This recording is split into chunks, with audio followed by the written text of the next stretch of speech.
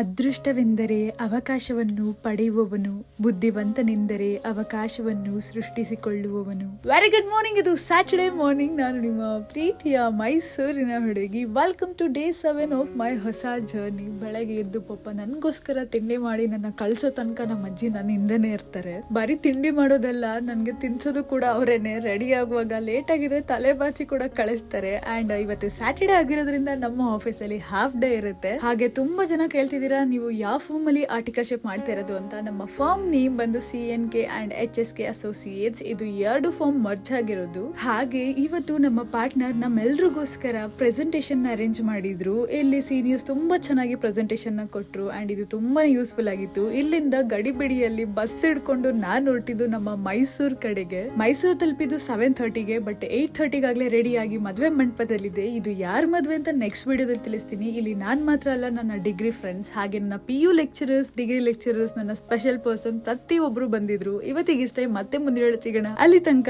ನೀವು ಓದ್ತಾನೆ ಇರಿ. ಟಾಟಾ ಬಾಯ್.